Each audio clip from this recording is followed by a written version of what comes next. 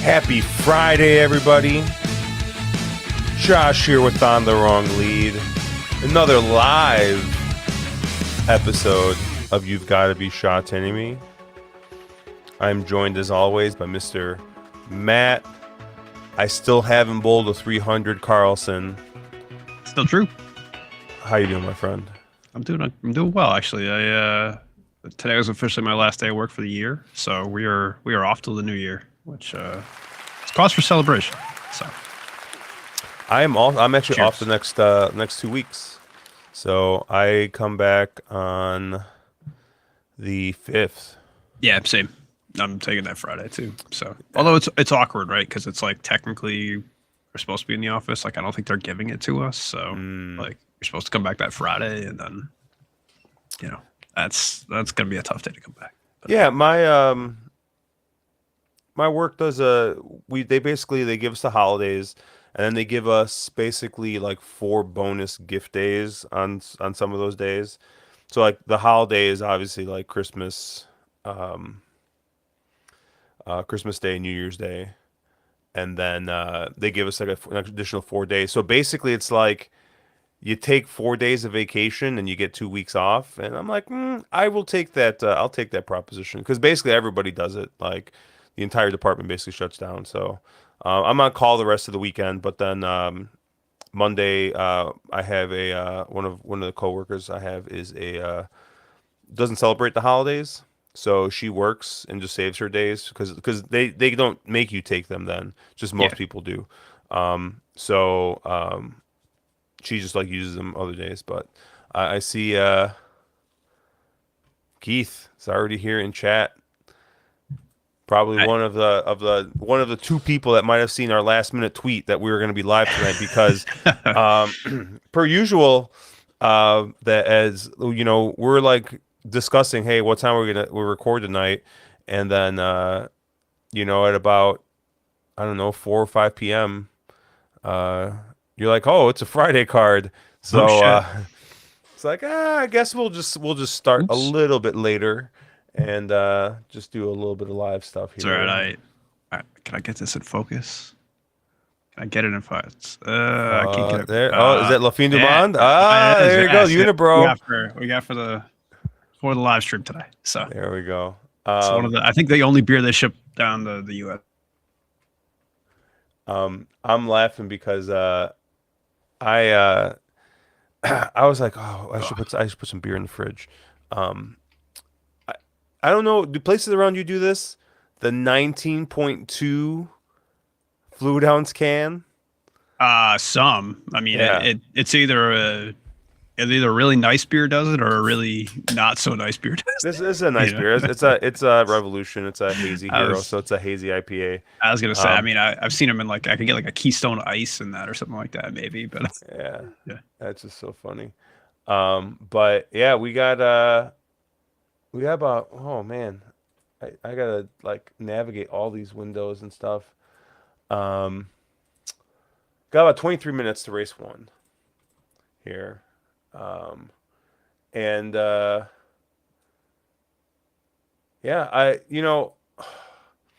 last week I feel like we were pretty on point last week. You more so than me. I think a couple of the stakes. I mean, it's hard to have missed a couple of those stakes races. I don't think Kiting Rising or Romantic Warrior were huge upsets. But I think you had all 4. I think you swept the 4 stakes if I remember correctly. So yeah, it was an interesting like obviously as gamblers, right, we're always looking for upset and prices, and we were hoping and praying for that kind of stuff, and unfortunately I think at least 2 of them. I honestly, my biggest surprise was it was the 5 horse, and I'm already blanking on the name. Sosi, thank you. And that horse, I think, was something like 5 or 6 to 1 at 10 minutes to post, 5 minutes to post, somewhere around there. And it ends up going off at like 8 to 5, 9 to 5 or something like that. And like, a pretty big tick of money. So, late odds, changes don't happen here, but that was a pretty significant move. That horse took that just a ton of money, but yeah, I kind of feel like the stakes races tend to just like America, like in the U.S., right? They tend to be pretty pretty chalky, Yeah, especially when you get those types of horses, the Kying Risings and Romantic Warriors that yeah. Weight does matter, and when you take away the weight handicap, races get a little chalkier. Who knew? Shocking. but I think I got all my screens up, so we can start taking a look here. We got race one coming up here. Class 5 racing, so we're at the bottom of the barrel, and we're going the 1400 meters. So, I mean, this is, I don't know, this is like maiden claimers out the Wilson Chute, basically. So right now, Circuit Fiery, it looks like taking all the money. Zach obviously aboard for this one. We're at 3.6 right now, so about 5-2 for the one Circuit Fiery. And then really it seems like it's the high weights. The one and the two are really kind of your taking all the money. Double Show, the 6 is taking some money with a little bit of an inside draw there. But Matt, I don't know. How did you kind of see this first race? Yeah, I thought the one and the two probably were taking a little too much money here, especially Circuit Fiery. I mean, again, this horse has ability, like just race wise, definitely fits, but just kind of hates winning. I mean, if you look, obviously doesn't have a win yet. Is over 16, and it's just one of those things where it's like, do you really want to take favoritism on a horse that doesn't appear to want to cross the line first? You know, has kind of done this, has had Zach up, has had decent draws, has had the right weights, has had setups, and just really likes finishing second by, half a length or so. So I think this is one probably to try and beat. Even if this horse hits the board, most likely. I mean, if you really want to play a place bet, you're getting 1.8 on it. So maybe that's a smash. But, favoritism on a horse that's over 16, really kind of doing the same exact thing. I'll try and get around it. Same with the two. I mean, I don't know. I never want to bet Maxime Guyon. I think this horse could show something given the second race in class 5. Like, doesn't, hasn't really tried this down in this class yet. So maybe that horse wins, but just surprised to see the price. I don't know. I kind of went all the way down to the 14, to be honest. Just a horse that I think could be a little bit muddied up in here. Had the first up race at 1400 back in September. Didn't run all that well, but that was up at 130, right?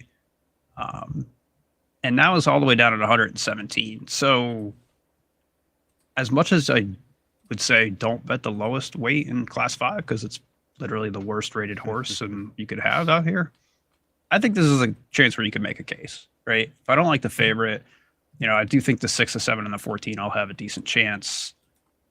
I'll take the highest price. I think I'll try the 14, right?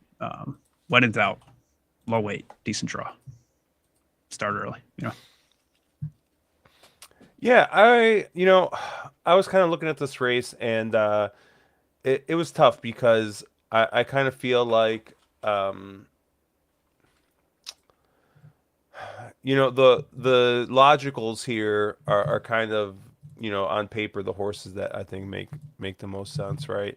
But like like you said, the one Circuit Fiery, I mean, hasn't won yet here at Hong Kong, right? 0-4-2 in 16 starts.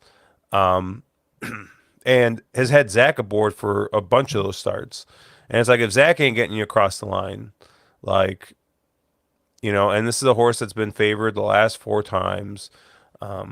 Just not a horse I'm confident to put my money behind. The two kind of makes a little bit of sense. But the two's kind of a weird horse where it seemed like fired well fresh and has just kind of gone backwards. But at the same time, the connections are just kind of like throwing shit at the wall here, right? They stretch the horse out, then they're like, hey, let's go on dirt. And then they're back here to the one turn. They got J Mac to ride once. So obviously there's some ability here, but it's another one like I I hate trying to beat a favorite with the second choice here, and you're kind of getting 4-1 right now on this too, and you're just I don't feel great about that.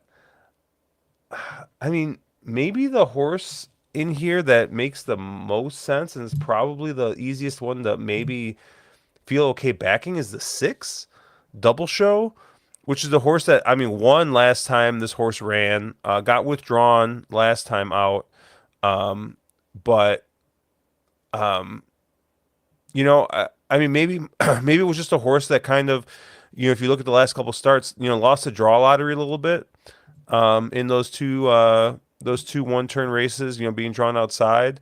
But if you kind of look at the other two races where this horse was drawn inside, I mean, you got a second and the first there, so maybe it's just a horse that needed a bit of help with the draw. So I think of the logicals, the 6 would be the one that I use. I think it's just maybe a horse that's kind of trending the right way. I think both the one kind of regressed last time, and has kind of been regressing a little bit the last couple starts. The two, the two's another one that's been just kind of like on a downward pattern, and like I'm trying to look for like an improving type or one like, but you just don't really see it in Good, here, good luck in class five. right? I mean, You they're don't they're in see it class here. five for a reason, right? And so Yeah. it's hard too, because right, like you see even like the 7 carrying power for as an example, right? Like you look at a horse that two back won pretty convincingly, right? Run by an open length, then runs straight back, does the same exact thing, picking up 7 pounds and just runs a complete dud, right? Like I don't know. It's hard to determine like do you want a horse like Double Show that you're like, oh, that horse looks like he's on form, but he's also 44 races into the career, right? And I think Mhm. that's what turned me off of the 6 is like those horses can flash and like have a decent race out of nowhere, but you don't end up running 40 plus races down in class 5 by backing up those efforts, right? And so that's what I think kind of concerns me a little bit about the 6. But I agree, right? Like those last 3 4 races all kind of fit in his field and look a lot better than you know a lot of them in here, and I think I like him better than the 1 and the 2. So he's definitely usable. I don't know. It's a tough race as class 5 can be. Yeah, I see Keith in the chat. He says the model really likes the 12. All eyes on me. This looks like a U horse. Um, I mean, you can make a case in that he hasn't, tried running down in class 5 all that often. I the trainer just last 50 days at Sha Tin has one place and no wins. I don't know. It's a stretch. Uh, I mean, look, all these other horses have proven they can't run at this distance, and this one at least hasn't really shown that in a few months. So maybe Hmm. I don't know. It's tough. I mean, there's nothing really to lean on in here. It's not a strong betting race by any means. That's why I Yeah. think, like I said, I kind of leaned on the 14 for probably similar reasons as the 12, right? Like I'm just kind of going with the horse that has a pretty light weight and has at least been running on dirt. So I'm like, okay, well, maybe there's an excuse. I don't know. I guess who does like Speed Pro have on the lead in this race? I guess that was the other thing that kind of I couldn't really figure out the pace scenario in here either. And I don't know, my Speed Pro is probably just gonna guess like I am on The this. I mean, it just 10. seems like horses that is it? Yeah. He was me. He was me on the lead. It hasn't shown any speed the last 2 though. I don't know. You can't trust that Zenny either. Hmm. Maybe. I don't know. Has anyone seen that Zenny and Rispoli in the same room I don't know. last week? They both made the same move, except that Zenny didn't stay. That's true. Zenny, he rode that Santa Anita. What was it, like 4 or 5 years ago? Did he really? I didn't actually know Um, that. I'm pretty sure. Uh, I'm just trying to. Drea at Zenny Santa Anita. Yeah. When was that? 2020. At Zenny planning to Really? ride at Santa Anita in January. Yeah. Huh. Yeah. So he rode in 2020. Um, yeah, I remember that because his name was familiar. But I wonder if or maybe it was 2018, 2019. Yeah. I know he rode there for a little bit, but um he didn't have like much success in it. I think he, obviously decided to go back to Europe and then eventually back to eventually getting over his way over to Hong Kong. Um, yeah, I don't know. Like, if I were going to take a shot with anybody in here, it'd probably either be the 9 or the 11. Um, the 9, I kind of feel like you got to really squint. Because obviously this is the horse that's been 1,000,000 to 1 in all of his last couple starts. Does have 2 wins at Hong Kong, right? Both at this class. Is 2 for 7 at this class. But if you kind of look at some of the closing fractions that this horse has come home in, I mean, significantly faster than a lot of these other horses. I think has definitely got some kick there.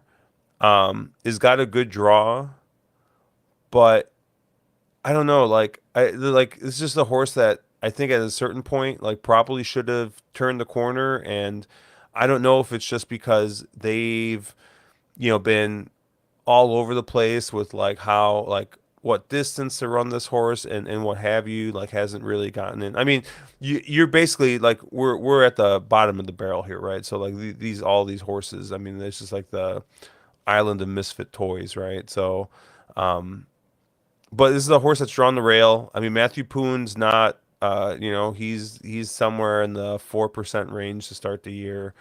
But you're drawn on the rail. You're cutting back in distance. You got a horse that's got a little bit of a kick. Um, maybe if Matthew Poon can get this horse involved a little bit earlier and not, dead last, maybe you can get something here. I thought the 11 Island Golden was another one that has at least does have a win here at Sha Tin, has a win at the class, and has got a couple of thirds here as well. But I'm just kind of like looking here, and I'm like, all right, this is another horse that has kind of lost the draw lottery the last two.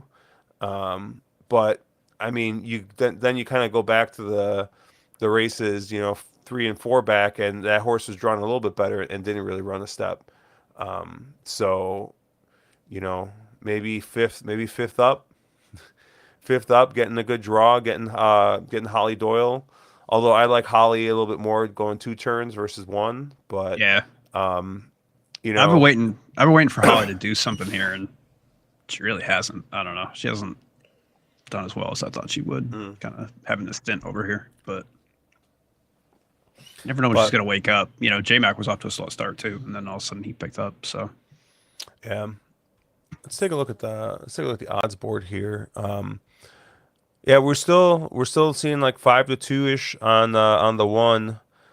Um, I mean, 5 to 1 on the 6, I think is a very fair price. I don't think we're going to get that. I think that's the horse that's going to take the late money. It's going to be your second choice.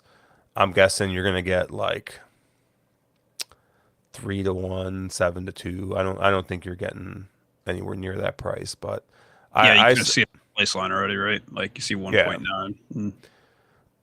I Market's really down a do. I little bit. really I really like the 6 though. I think the 6 is the most likely winner in this spot. Um, and then I think I might just kind of do a little Quinella here with the inside horses, the 6 with the 9 and the 11, and see if we can get a little bit of a price here. Chief Big Rasta saying, "What's up? Welcome. I'm surprised you're not asleep." With Who sleeps? You know. I mean, dude, I don't know, man.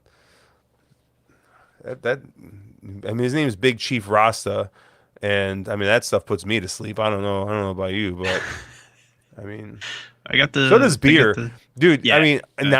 nowadays, man, like there'll be times where it's like a Wednesday, and I'm just like, you know what? I'm gonna have one beer, just kind of chill, relax after work, crack open a beer. I have my like one like and like I'm not even talking like like a bourbon county anything heavy. I'm talking like a Modelo. It's like I have a Modelo, and then next thing you know, my wife comes downstairs. She's like you're asleep, like you fell asleep on the couch. It's like a half the beer. I'm half a beer in, and I'm just like passed out on the couch. Like age, man, father time undefeated. Um, I had I kind of got back into a probably over the past like week or two a big Guinness kick again. You know, it's one of okay. those beers that I'm like, all right, you know, like when so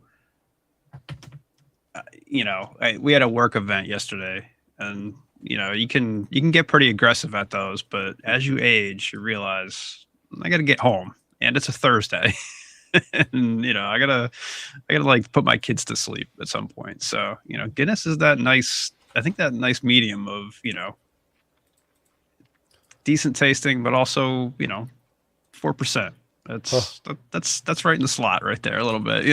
It's a good afternoon beer. So Yeah, and that's actually very moderate alcohol. You know, people always say, "Oh, it's so heavy." It's like, dude, it's like 4% alcohol. It's like I think there's less alcohol in the Guinness than there is in the Bud Heavy. yeah, oh yeah, You know, probably Bud it's just Light like even like right. uh, Like, I think it's less calories even, but yeah, quality stuff. So and now I'm I love swinging to the other end of the spectrum, drinking a triple yeah. midnight. So I know I'm drinking a hazy IPA in a huge can and it's a 7.3% alcohol, right? After I've been drinking cocktails all day. So today was my so yesterday was our holiday party at work. And like our company or our department wide holiday party. And we have it at this bar right down the street from our hospital. And they have like a they're like we they like couple it with our like bi-monthly all hands meeting that we have every 2 months. And so we come in, we sit in through this meeting for an hour and a half, and then we go to this party. They give out the service awards, right? And then eventually they open the bar up. And yesterday the credit card machines went down. So, being a veteran now of these parties, I know the move, right? The move is as soon as the bar opens, you find the CIO or you find a director and you just stand next to him. Just stand next to him because what ends up happening is the bar opens and they say, "Who wants a drink?" And they turn around and they ask everybody around them. So you don't just find them. Uh, and sure enough, I do that and he goes to pay and they're like, "Sorry, we can't take your credit card." So like the whole thing went down. So like nobody was like we had to go to the ATM to get cash and it was just ridiculous. But luckily I found other people to buy me beers, which was nice. But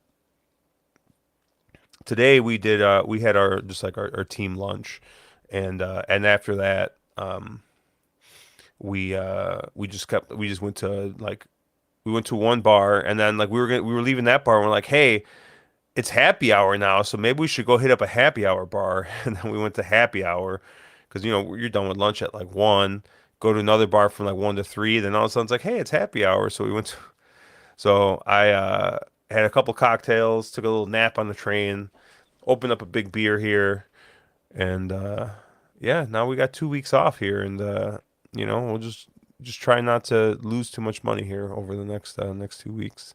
you're a Uh, professional, man. I always gotta commend you for being able to take a nap after a cocktail and rally for this stuff. I'm sore from like playing on a golf simulator yesterday.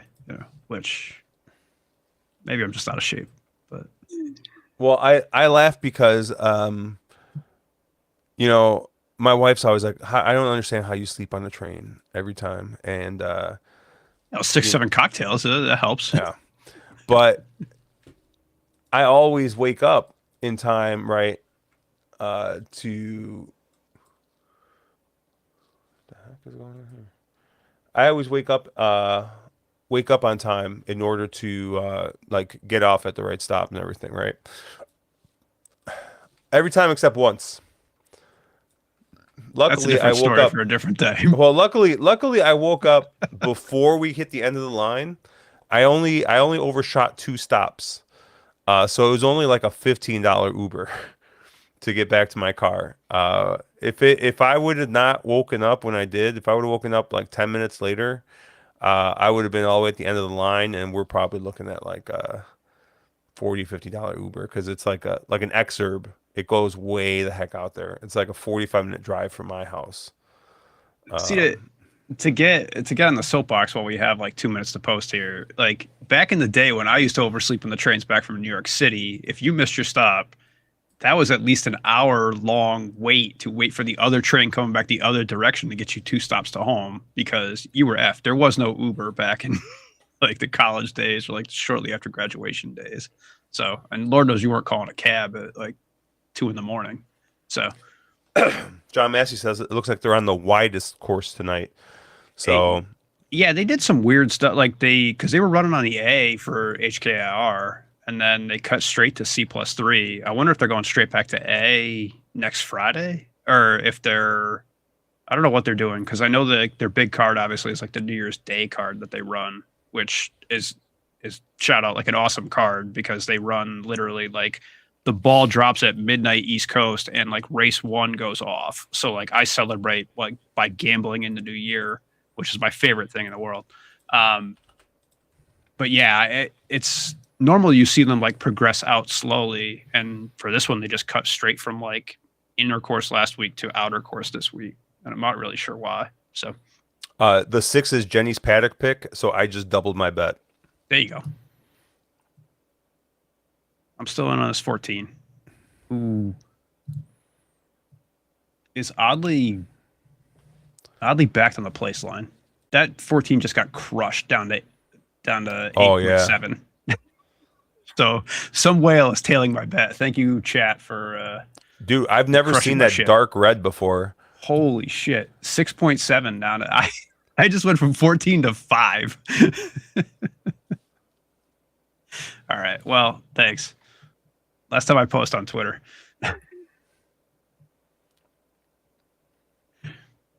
That is insane. No, I got busted from 14 to 1 to 6 to 1 on that horse. You better win. Tough game. Yeah, that's I mean, honestly, this year has felt hard with that stuff. It feels like people have latched into this a little bit harder than prior years. So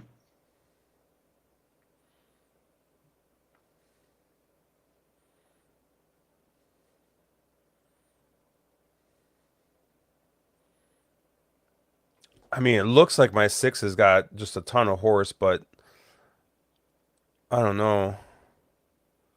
He's gonna have to get out. I always do. Uh, This 14's gonna get boxed in too. Got nothing. Yeah, the one's gonna win. yeah, he got him going way too late.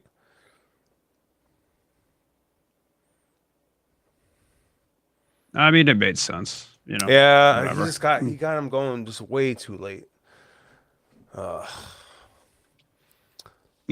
don't know. If you want to take 2 to 1 on a horse that's over 16, Damn it, Jenny, you cost me more money. could have blacked him on the place line. Not for good money, yeah. but Yeah, well, that's a story of my year. My odds get crushed and they run like shit. So there you go. right on 4. I did see a question from Keith asking a Chicago question. Watching the Bear on Hulu, is it accurate? I've never seen the Bear. So all I can tell you is what other people have told me and say that it's very good to watch it. I actually walk past the Italian beef shop that the show is based off of, which is Mr. Beef on, I believe it's on Orleans. Is it Orleans? It's not Franklin. What man? Um, but yeah, it's funny. I walk past it all the time, um, because my friends live really, really close to it. Um, which street is it? Yeah, it is Orleans. Yeah, Orleans and Huron. Yeah, my friends live right off of like Franklin and Huron, like one street over. So whenever we're walking from the train, we always walk past it. I've actually never eaten there, but it's supposed to be pretty good. But um, yeah, yeah, this is tough. I mean, the one just sat the perfect trip the whole way. Yeah, I mean, look, best horse, lowest price, 9 to 5, 0 for 16. Again, this is it's a gambling game, right? Like it's not just about picking winners; it's about getting value. So Yeah, but picking winners does feel good, doesn't it? that I mean, you just you know, I mean the chalk eating weasel is survives, right? Like Yeah. so they gotta they're weasels for a reason. They gotta eat constantly. You know, Yeah. they got no body fat. Well, we got a half hour then here till race two, the tulip handicap. I'll have to get my wife to get a pick here because she loves tulips. We got class four racing, so a little bit better here. And we are going to be going the 1200 meters here, 6 furlongs. What do you think here? So I unfortunately I think ended up on Maxime Guyon on the 12, which is tough because I don't like him. Um, but I just think this horse has like been progressing on turf figs too well to ignore.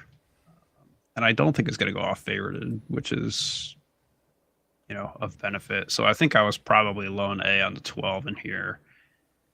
I mean, I think this race is a little bit chalky. I didn't really like any of the firsters. Um, I think Sunny Q and Straight to Glory also have chances, but I think like just based on the odds, those are your three favorites. None of the first time horses in here looked all that enticing. Yeah, I mean nothing on really trials or like trainer stats or anything like that that kind of stood out from that perspective. Um, so I'm probably gonna go just win bet the 12 and get through this race because nothing else really appealed so much. I guess the only horse that confused me a little bit was the 10, Good Chap. And, again, Jimmy Orman's another one who you never know. Ran well two back, granted into a pretty hot pace, but then just like completely clunked it up with Hugh Bowman last out. Gets a good draw, gets Jimmy Orman back, who rode this horse pretty well. I don't know. That was the only one that kind of was like, okay, I don't know what to do with this horse, but I do think if Guyon can muster a ride at some point in this meet, um, this 12 should probably run pretty well. So that's kind of where I went, but nothing really too enticing in this race. So Yeah, I thought the firsters, I thought maybe the four looked a little interesting. Um, I'm not sure how well Jamie Richards does with firsters, but I thought that this was at least this is a horse that does have at least a win, and I think maybe a second as well in like 5 trials. So has shown a little bit of ability in the trials. Um, so I thought he could be one that maybe surprises a little bit. Um, I mean the 7 Sunny Q. My eyes kind of went to that horse. I mean, that's your favorite right now. yeah, You're getting 2 to 1. yep, Um, he just looks like maybe a horse that'll improve getting back to 1200 meters. They tried 1400 last time out. Um, ran into a little bit of trouble in that race. But and then gets J Mac aboard, so that's probably why you're seeing a lot of the money kind of move that way. The 10's interesting, just like you said, just because I miss the horse getting the rail with Jimmy Orman again. And I mean, Jimmy Orman, last time he rode this horse, rode this horse to third at 99 to 1. And that was with a slightly better draw, right? And an inside draw. So might be uh might be a horse that could improve. Um,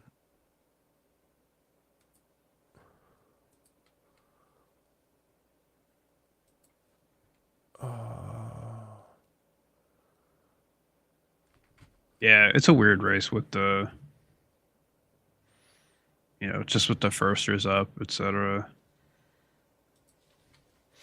I don't know. You get a horse like the 6, like Ty Victory, switching trainers to Cody or to. Um, it's funny. I never know the trainer's first names here. Is it? I always got to Google him. Is it Jimmy Ting? yeah, Jimmy Ting. There you go. Look at me. Um, I don't know. I never know what to make of like trainer switches in here and whatnot. It's like those. I don't think I'm like immersed in Hong Kong enough to know like what a trainer switch actually means. Like, there's no claiming, so Yeah. it's just ownership like making a move. So like, do you look into how a horse does first up for a trainer versus it's funny, great, because like American racing, I feel like I'm very much into like, oh, like how does a trainer do first off the claim? How do they do like moving up in class, down in class, etc. Right? Like, you know, kind of you can combine all those angles, and it's very much like a connections focused analysis. And here, it's just kind of like I throw all that shit out the window, short of like first time starters and maybe going dirt to turf. I don't know, but it's a different game for sure. So I will say, and not to hit the Zach simp button here, but the Zach horse in here, the was it the 9 Kaiying Warrior sitting at 8 to 1 right now. Now, if you're a believer, I know I saw um, John Massey talking about the course tonight. Um, if you go back, this horse's lone win is going 1,200 meters on the C+3 course. So, and he was drawn outside in that race too, right? He was drawn in the 8 post, right? Drawn in the 11 post here, right? Which isn't ideal, but um, you get Zach, and if you want somebody to navigate a trip from an outside post, I don't know if you want anyone else. So I'm actually kind of surprised this horse isn't taking more money because this is a horse that's been well backed. Uh, 3 out of the last 4 starts, right? This is a horse that's been single digits. Um, and you would figure with Zach aboard, right, that this horse would be. I thought he'd be half the odds he is. I thought this horse would be like 4 to 1, 9 to 2, and he's kind of sitting at 8 to 1 right now. So, did you look at this 9 at all? yeah, I think at the price he's kind of intriguing, right? I mean, second up off a pretty big layoff, right? It's like second race this season has kind of been bouncing around between 1,200 and 1,000 meters. But his lone win is at 1,200, like you said, and has his lone 2 places are at 1,200 as well. So, I mean, look, you get the best jockey up. His back races do fit, and so I think you're willing to excuse that last out. I feel like people are probably overreacting to the fact that he just ran pretty poor that first up race. But I mean, hey, you see horses jump like that second up all the time. So yeah, I mean, there's not even an indication that like this horse is going to take late money or anything like that on the place line. He's not all that well backed. So I don't know. I think he's worth a shot in here for sure. I think I'm gonna. I'll put my money behind this 9 here. And then I think I'm gonna do a little Quinella here.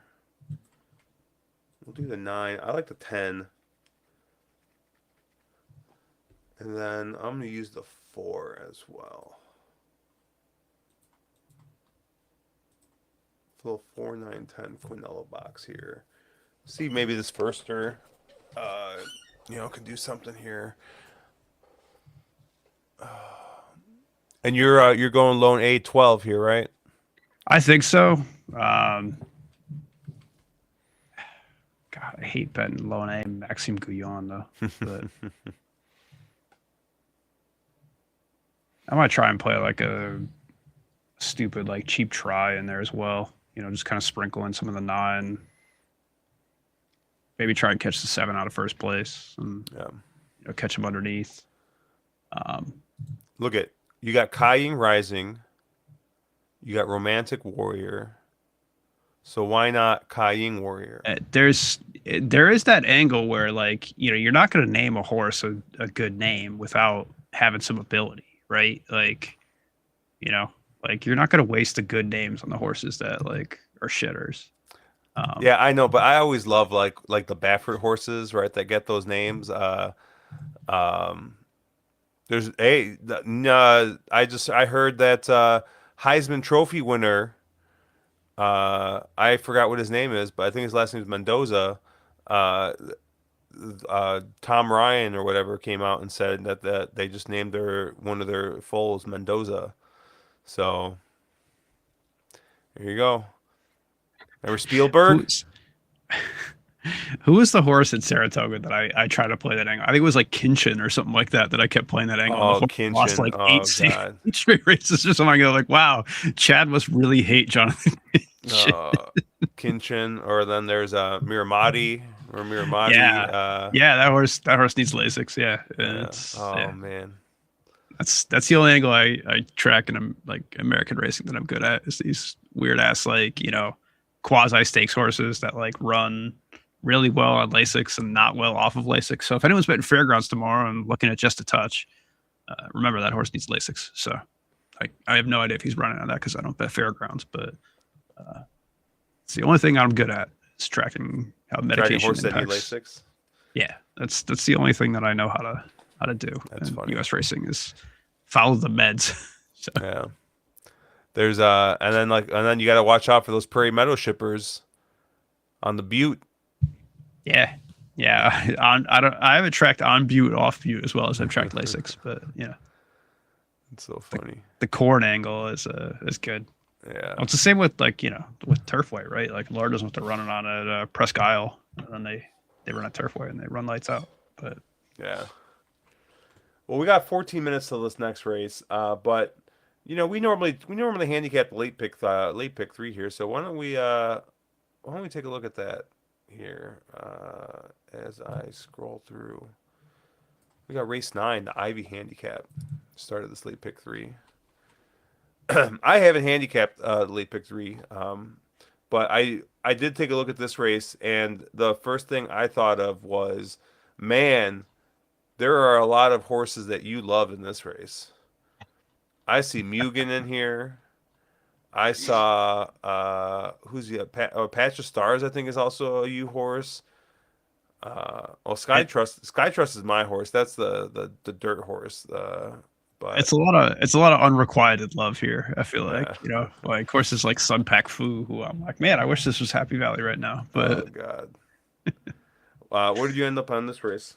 probably on the chalk. I think I ended up on Patch of Stars and kind of over Invincible Shield, the 4. So I think those are probably your 2 favorites looking at this. Look, I mean, like you said, it's hard, right? I mean, I want to bet a horse like Magic Control. I think I backed Magic Control last out, but I like that horse at 1,000 meters, and he stunk at 1,000 meters last out for whatever reason.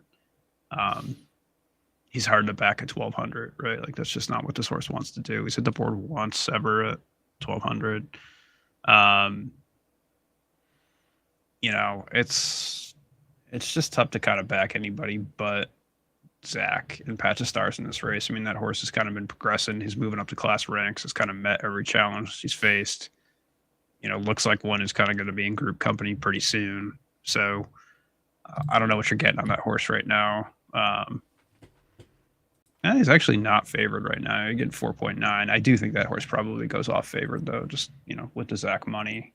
So, and then I guess your second choice right now is Invincible Shield. So, kind of grouped up there. I don't really like Crimson Flash all that much.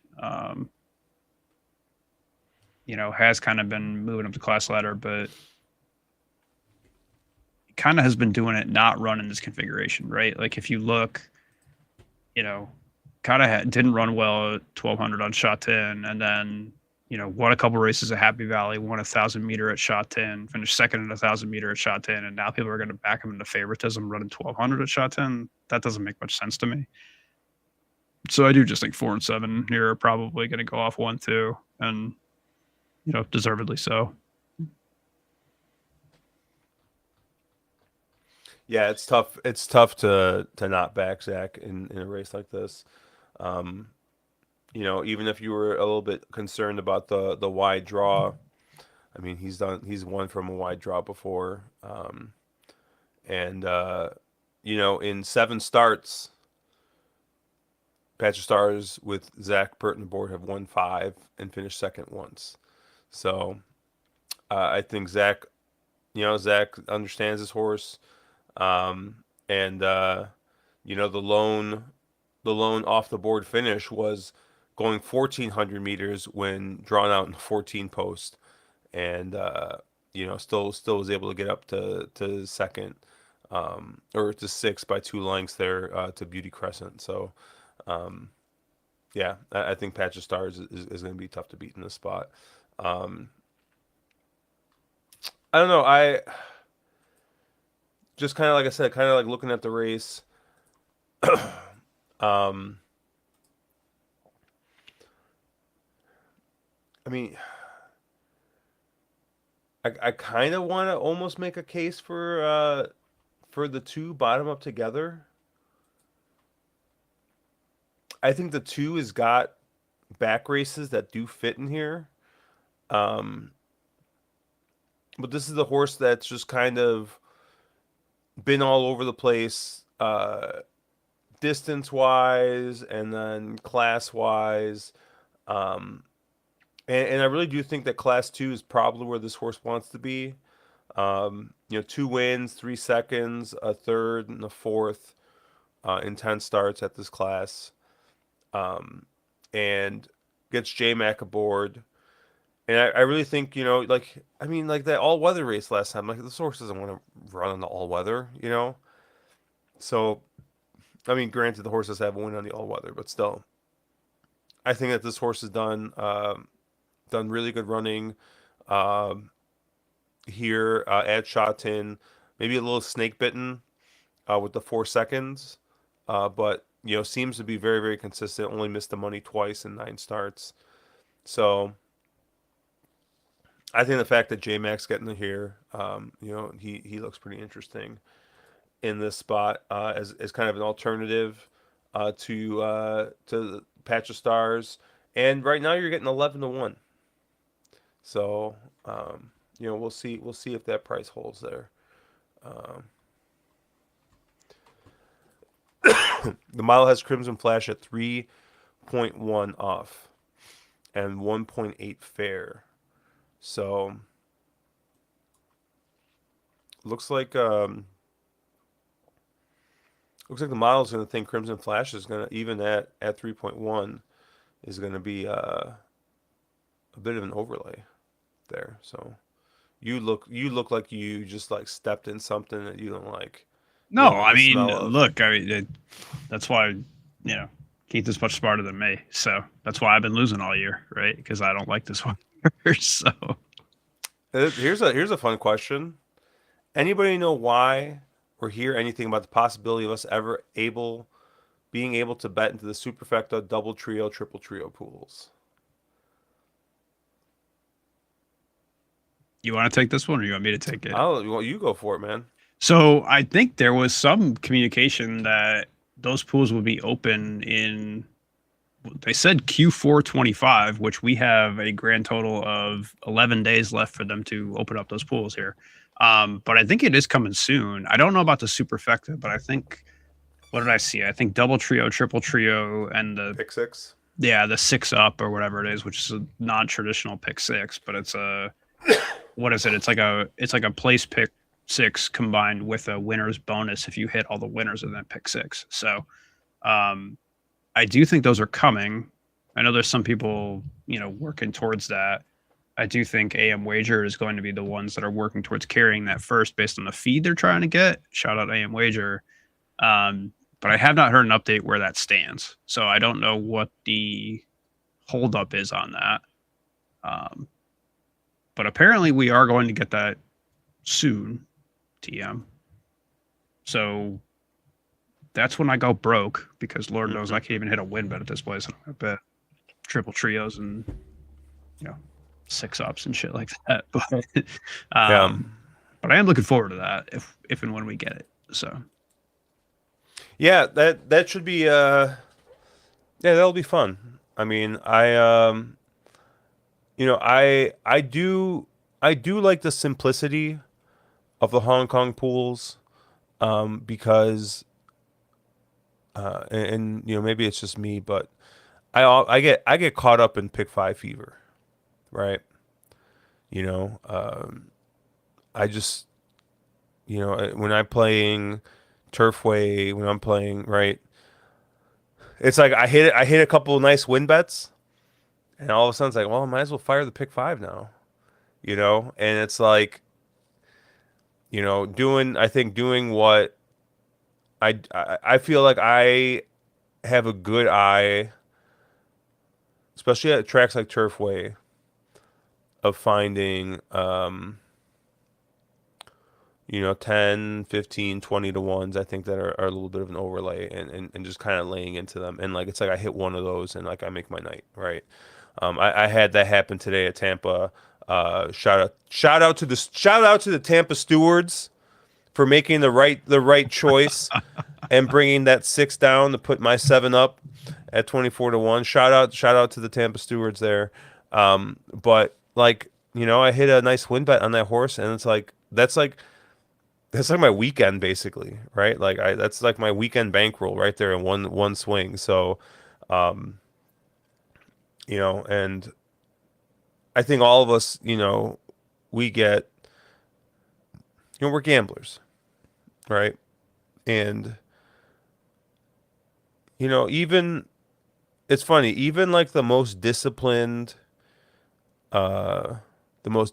gambler, or like the craps player, the blackjack player, I don't know, every once in a while they walk past that slot machine and they see that major that just looks a little too high, and they're like, well, let me fire it, right? And I think that all of us are like that, right? We see a carryover, right? We see, and all of a sudden, we're firing $100 into a pool that we don't play normally, on a track we don't play normally, because we see the dollar signs there. But there's something about the simplicity of Sha Tin that I like, right? You got the Quinella, you got the exacta too, but I try not to play the exacta pool just because the Quinella pool's bigger. But you get the Quinella pool, you get the win pool, and then hey, it's like, if you want to get crazy, you can play a trifecta. Maybe just thinking about simpler times. There's a double and other stuff too, but and like, obviously, like, we play the pick three, and I'll tell you what, I was talking on Drinking Champagne a couple days ago. I am absolutely loving the proliferation of the high base wager pick three, the $3 base pick three. Oak Lawn's doing it now. Which, by the way, we are suing over for the fact that they're calling it the Get Out Pick 3. The Get Out Pick. Had a very fine summer series called exactly that. So, we do not currently get, commission for them using the name of our podcast, but we should, right? So the fine folks at CDI will be getting a very sternly worded letter, which I expect a very prompt, cease and desist response from them. Yeah, I'm sure they're like, no, we invented the word. Yeah. So we'll, we'll draw the ire of them, and our legal team is probably not as powerful as theirs, but we'll find out. So Sammy Meatballs Esquire. We'll see if he can represent us versus CDI. But yeah, it's just like I love seeing that stuff. I think the dollar pick four and the $3 pick three, great alternatives to the pick five. I mean, like the fact of the matter is, it's easier to hit a pick three than it is to hit a pick five. There's just less legs, right? And you're increasing the base by a significant amount, right? So automatically, right, you're not playing like you're firing basically the same size as like a caveman pick five. But I feel like your hit rate's going to be a little bit better, and the payouts are actually much better than your average pick three. So I think it's a great bet. I love it. I wish all pick threes went to a $2 minimum. I wish all doubles and win bets went to a $5 minimum. And then I wish pick fours went to $1 minimum. I know there's always talk about the putting the trifecta up to $2 and other stuff like old school stuff, but those just aren't pools that I play normally. So, but you know, I see Brendan. This sounds like a bet that you've probably bet at some point. Talking about aim wager, the Longchamp Duville Quenty. I haven't. I try and take the hours of 8 and 10 a.m. off usually, unless Dubai's running. So Unless Dubai's yeah, or what's Saudi Arabia, right? Doesn't that yeah, also? yeah.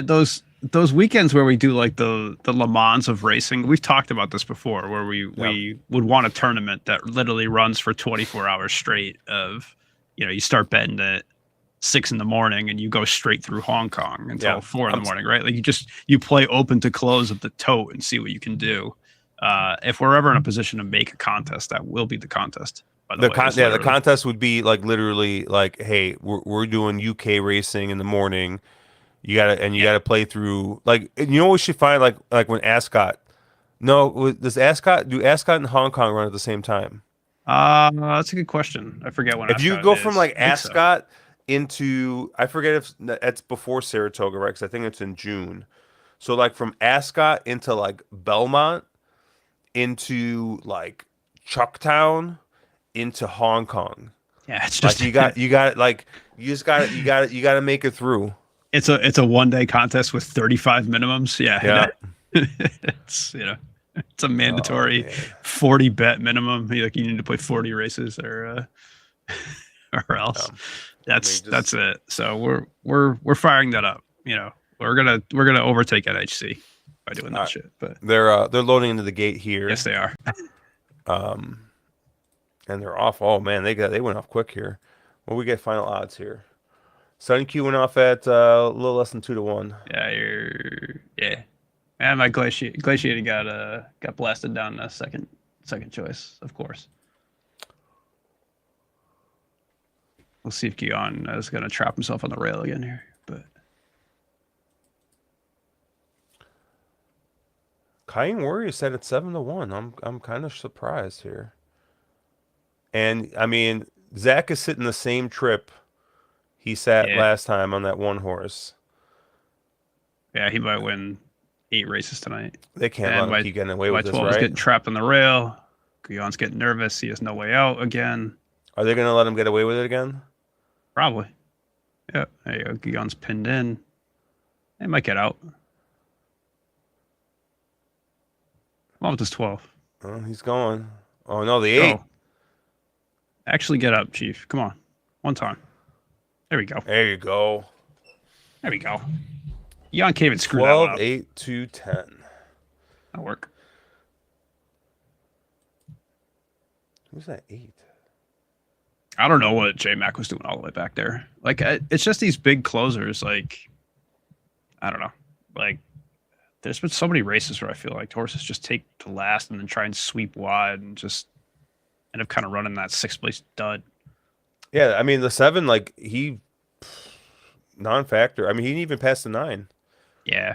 I mean, maybe the track changes towards you know, middle of the season, or once you get into like February, March, or something like that. But I don't know. It just feels like the track has been more forward than prior years. Like, maybe not. Maybe I'm just making that up, No, but because if it was, I'd be a millionaire. not that forward. You you cap races for the first call. Like that's that's it.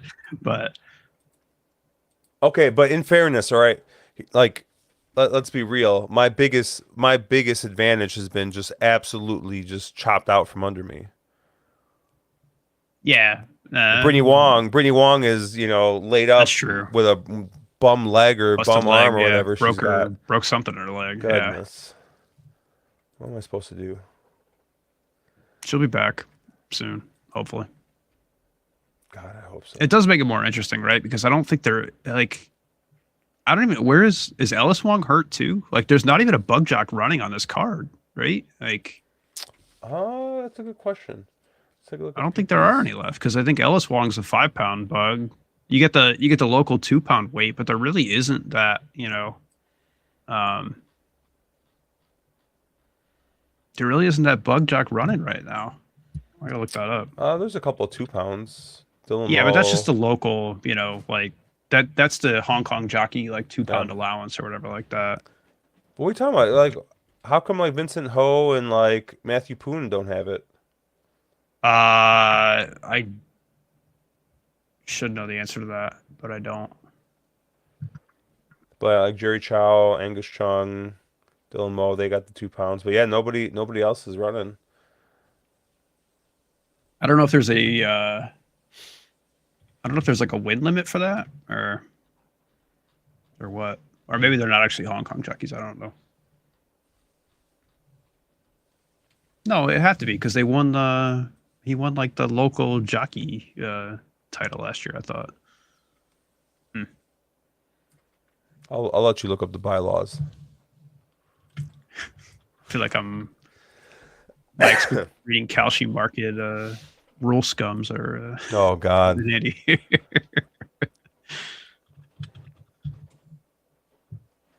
Oh baby, I see my favorite words I ever see on any speed map. Good to E8. slow. Oh,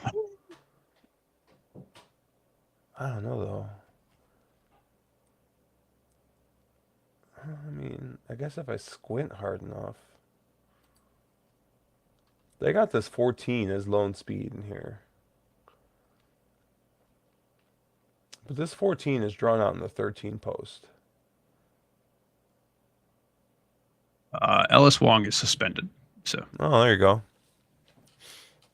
the careless riding suspension of they hit everyone at one point. So they what? They suspended him for like 2 days, right? It looks like a day because it says suspended 12/17. Oh. No, it must be two because suspended. Oh, yeah. If they suspended on Wednesday, it says because resume tomorrow, but tomorrow doesn't count for today. So yeah, I guess two meets. Well, I was memeing on like our suspensions where like, you know, someone just decides to forget what wire they're riding to, and then they give them an award instead of suspending them. Yeah, it's fine. Jockey of the week. What's funny is like I'm looking up suspensions here, and they have like Alexi Bedell is suspended through 12/21, and then he has a deferred suspension that starts again on 12/23. So there's no race actually happening between those two suspensions, but he can ride on the 22nd for somewhere. But There you go. anyway, All right, race 3. Where'd you end up here? I think I was kind of flat in this race. Let me get back to where I was here. Hold on. You maybe scroll down to the pick 3 and then I stop talking about it. Sorry. Let's see. Race 3. So I think I was 3 horses in here. I think I like the 5 and Only You, who obviously gets a decent draw now. And kind of one of those horses that's been just bumping up and down between class 4 and class 5, right? I think what intrigued me about that horse, right, is like at least he's been running really well when he does bump down to class 5. So, you know, the fact between that and the fact that he gets J Mac up, I think we're both pretty intriguing on that. I forget if you get, yeah, that horse is like currently favored. So I think that was the kind of the concern of that horse is, right? Like in a class 5 race, do you really want the favorite?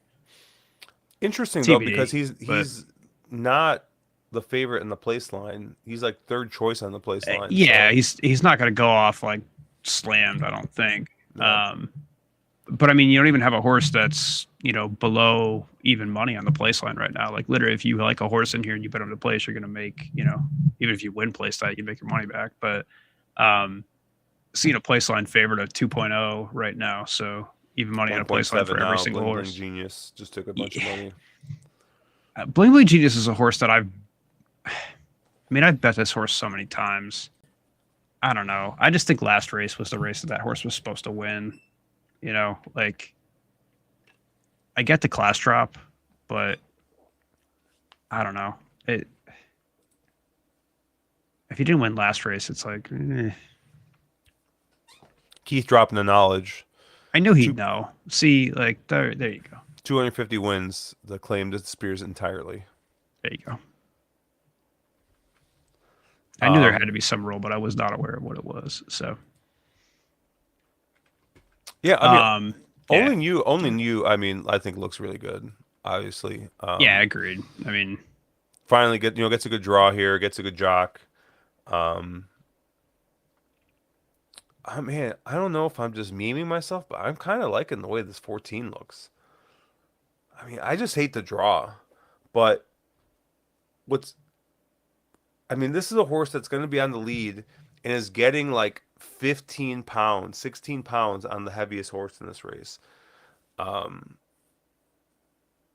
so it's just, I don't know. Can they get this horse all the way across from the 13 post? That's really going to be the question. Because I mean, the 13's got some speed. I ended up on the 13 actually. I think my quote unquote pick in this race was the 13, just because right that horse has speed, right? Yeah. And again, I don't know what Ed Zenny's gonna do because it said Zenny, but like lightweight and speed is usually a decent combination that I'm willing to take. So Yeah, and that's kind of like what I was thinking about the 14 is I'm like, normally I'm like, no, but I'm like, man, he's getting a lot of weight in here. And he's only got one way, and it's going to have to be to go forward here. But I don't know, being that far out, drawn out. I mean, even the nine's got some speed. Like I said, like the horses that have a little bit of speed are just drawn so far outside. Maybe the 8 Iron Legion. I I like the 8 Iron Legion. I think this horse on my figs, and great that I think I probably over account for the 2 pound bug a little too much on these jockeys, but like I think this horse kind of stands out, like just on figures.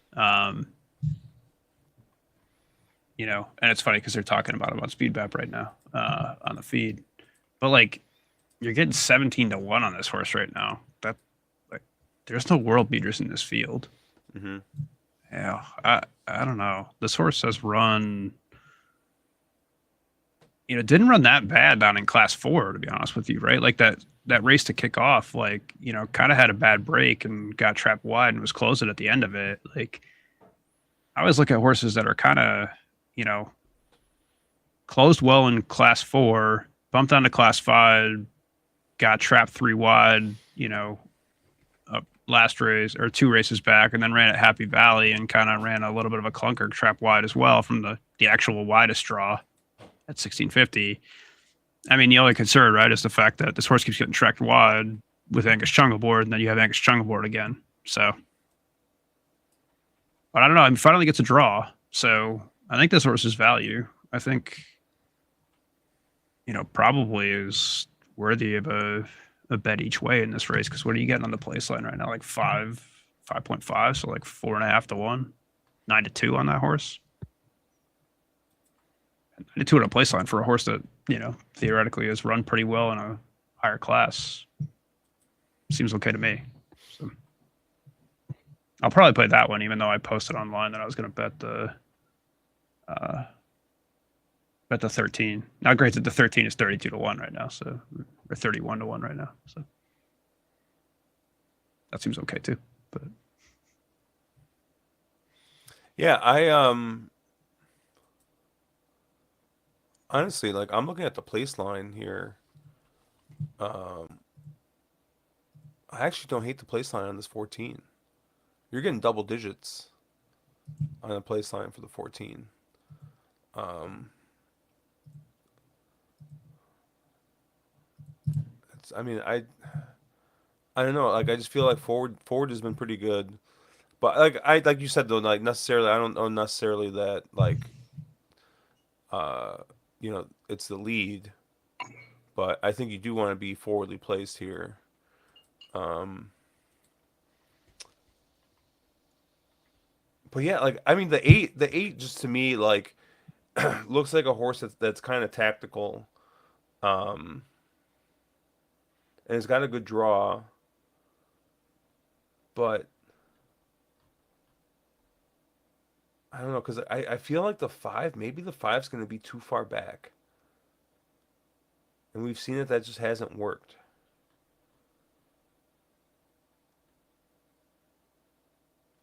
What about the one? What price are we getting on this one? Ratton Galaxy. 9.5.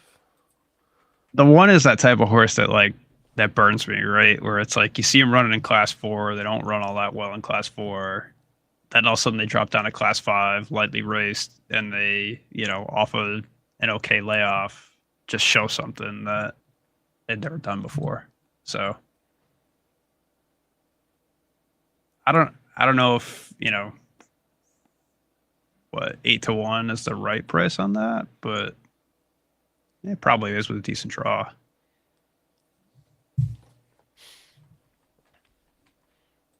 Yeah, I thought that might be an interesting horse here.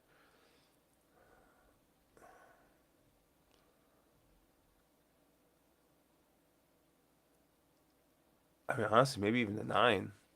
I know I was talking about the nine maybe being in the lead, but like coming from the 14 post, this does look like a horse that's got some tactical speed, wants to be forwardly placed, but once again, it's just a wide draw. Like, how much ground is this horse going to be losing?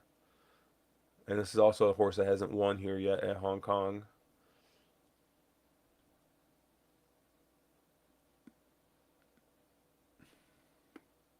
It But is. I mean, it's funny because I got trapped in the thing in this race looking at like weights, right? Like it's a funny race because even all the way down to the 11's going off at 131, right? So like short of like the 12 through the 14, there's really no weight handicap in the field, right? Like they're all just kind of very similarly rated.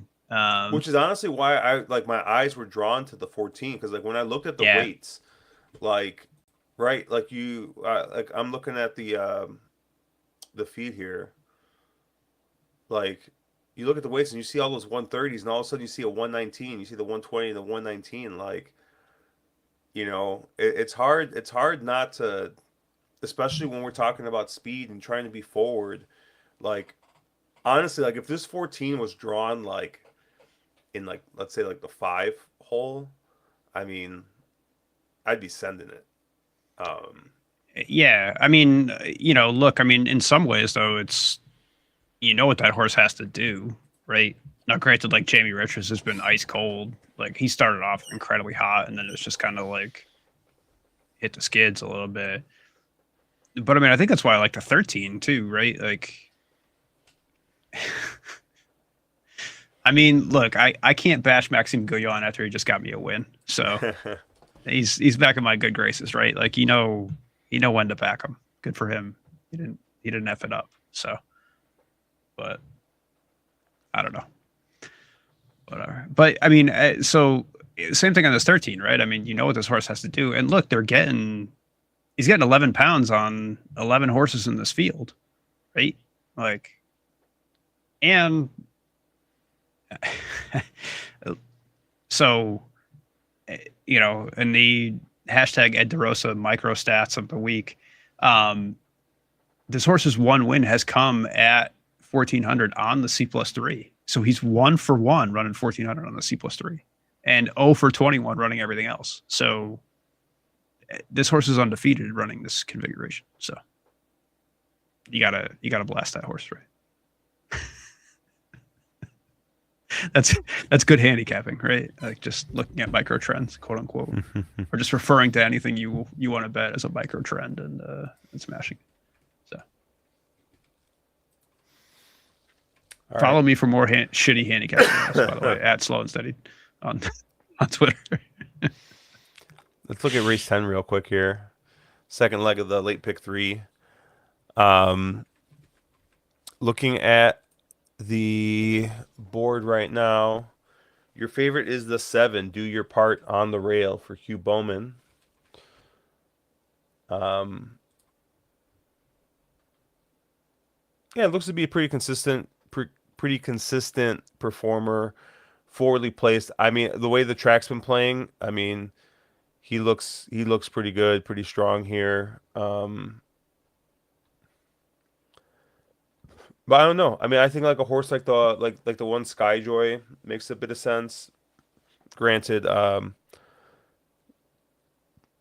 this horse is carrying the high weight here, and is going up 9 pounds from last time when this horse won, but does seem to be a horse that is quickly ascending the ranks here. So I think he's an interesting one. But where did you land here? Yeah, I thought the 7 was pretty strong. At least that last race was pretty strong. I don't know. It's one of those races that just kind of jumps off the page, and I'm always torn whether a race that jumps off the page like that is, you know, quote unquote factual, right? Like the fact that he's moving up to class 3 now off of class 4 is tough, right? And so I don't know if I want to back that horse into favoritism. I think I probably posted that and said, hey, this horse is deserving of the 5-1 that you get. I don't know. If that horse comes down, it's going to be a little bit concerning just because, again, I always think the class jump is hard, right? Especially if you have a very experienced horse. Like, there's a reason this horse hasn't been running in class 3. Like, they don't just make jumps at 5, right? So I tried to look elsewhere as well in here, although I'll use the 7 for sure. A horse that stood out to me, and I think it, again, just is kind of what I end up gravitating towards, is the 5 Silo, right? Like, and again, JB Richards has been pretty cold, but ran pretty well first up off that layoff, and I think has run better at Sha Tin. I think wants to get back to Sha Tin. So I do think this is, second up probably could show something that he hadn't before, right? Like that first race, I think figure wise kind of showed he was running even better than he did last season. And you have not all that experienced horse, right? Is only 10 races under his belt. So I think this is one that has kind of progressed forward. I think could show something. And I don't know what odds you're getting right now on this 5. It's 7.8. So, one that I'm not sure what he wants to do, but if there's any ability there, maybe this is a chance you want to take, and you're getting J Max. So, huge positive there. And I did like the 4 as well in riding together. I just think, look, kind of was the benefactor of a pretty slow pace last out. But should get, yeah, I was saying should get the lead in here, but I don't know. Like horses like the 2 will kind of send. Skyjoy probably tries to send as well, although I don't think he has enough speed to kind of, slot. He'll probably take back from the 14. But I do think, right, that race last out was decent enough where could show something. And just at the price you're getting right now, I think you're seeing like 17-1 right now on that horse. That's kind of ridiculous to me, like for a horse that has speed. So I don't know. Probably most of my money will be through the 7 and the 5. I do like the 4 in here. It was a bit of a tough race, though. I do think there's horses that are moving forward. Tom on Twitter, he's saying, I haven't bet this track in a few years. Do you remember the horse Fallon? Is he still running? And there is a horse named Fallon that's still running. I think uh he's entered on the 23rd, actually. Yeah, he'll be running on Wednesday, right? Yeah, are they running they're running Happy Valley? Yeah. Yeah. So he's running that Happy Valley on Wednesday there. So it looks like he's still running. He's still chugging along out there. Um I'll be right back. By the way, I'm gonna grab another beer. oh, there you go. All right. We got 6 minutes to post here till the next race.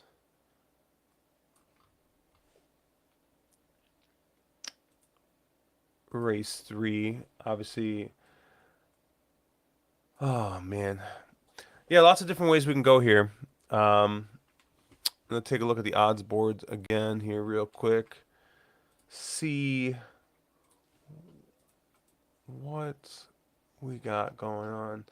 The 5 is still your favorite. The 3 is taking a lot of money on the place line. I still just keep looking at that 14, and I feel like I gotta put some money on this 14 because if I don't, I'm gonna be kicking myself. Hmm. What do you hook yourself over? If I don't have any money on this 14, I gotta put some money on this 14. I think I might go each way on this 14. You're getting what, 10 to 1 on the place line or whatever. Yeah.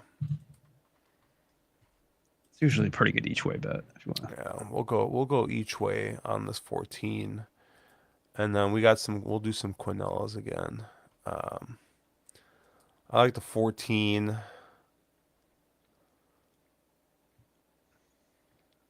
I like that. Was it the 8?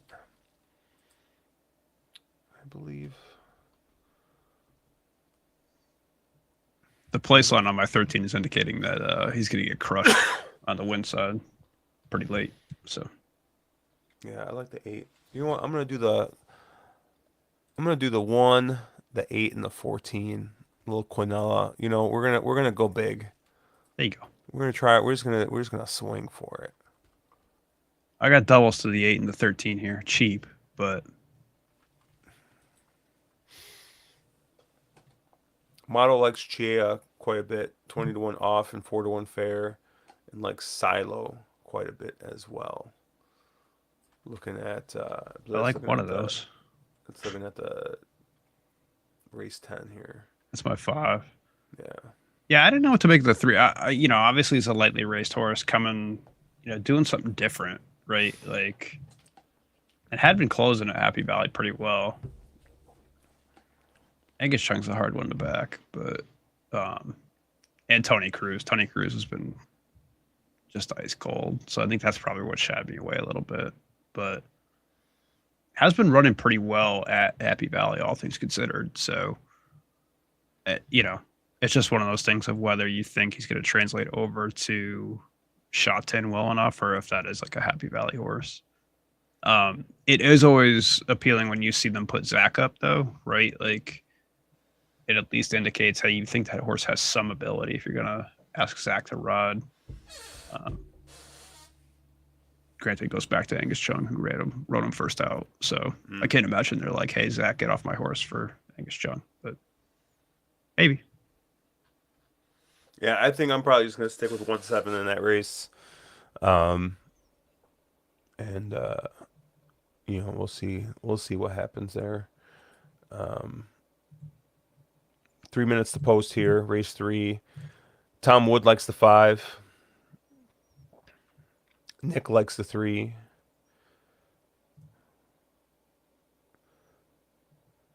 Paul likes the 12. Paul likes I a, love a it. couple. Paul likes a couple of the outsiders. He likes the 12 and the 10. So, I don't think we really talked about either of those horses, did we? I don't think so. The concentration in My Flying Angel. I don't know. I I think the 12 is gonna be too far back.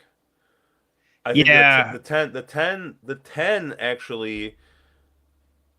I mean, that running line from last time looks looks solid. Looks like the type of running line that would go well here. But you look at that horse's closing fraction. The horse kind of just leveled off and didn't really close like he did before. I mean, like you go back to the race where he won, right? I mean, he closed in 22 and 5 or 22.5, right? And then last race he's closing in 24, right? That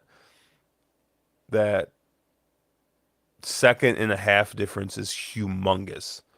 I mean, that yeah, that is literally the difference between finishing fifth and winning, you know? So, um, yeah. I think he needs a weight break, and honestly, it's just been running like just well enough to stay at 132, right? yeah. Or he gets 1 pound on a 131, but I don't know. And you look, I mean, he's kind of been with the flow of everything else. What's going on there, right? Like has been closed from seventh to fifth last out, but the winner came from eighth, right? So like if he had any ability, right, like he had every chance in that race to kind of close in. 12 I could see a little bit better, right? I mean, at least gets weight on this field. I don't know, same kind of thing though, right? Where even that last race, right? Yeah, I mean, finished third. Yeah, I don't know. One of those things where the horse finished third by like a couple lengths, right? Where it's like, okay, you see that horse kind of hit the place line, but didn't really have any shot at winning. I don't know. I think that horse is too far back just based on the race shape, right? I mean, that horse was closing into some pretty hot paces, and I don't know what pace you get here. So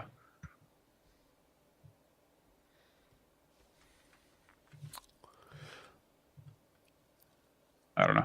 I'm HK hoping Ultra this. saying the 12 is positive Kelly Yeah, currently well, I'm above just the hoping this 1. 13 maybe gets a lead, but otherwise, I think the 8 probably has most ability in this race just based on the weights.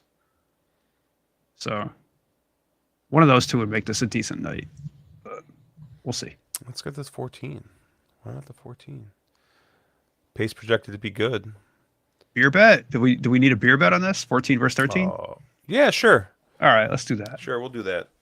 Shipping costs on these beers are going to be massive, but I know. I actually was gonna text you. I need your address again so I yeah, can. we need to true up these beers. I think we're at 4-4, so I I think think we owe yeah, each other a 4 pack. But so as you know, they do not cancel out. They're yeah. just additive. We owe each other beers. So It's more fun that way.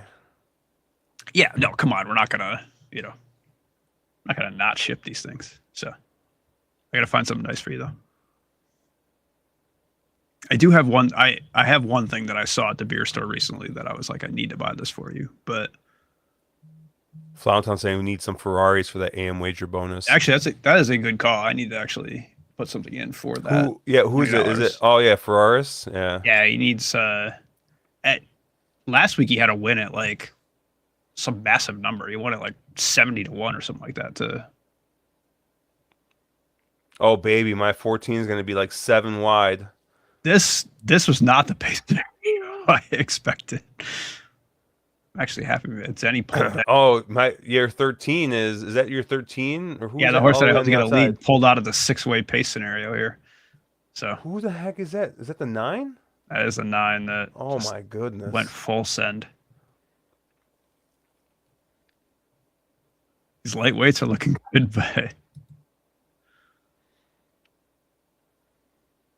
That's fast. that is fast. Very fast. This might bomb home from late. I don't know what's going on here, but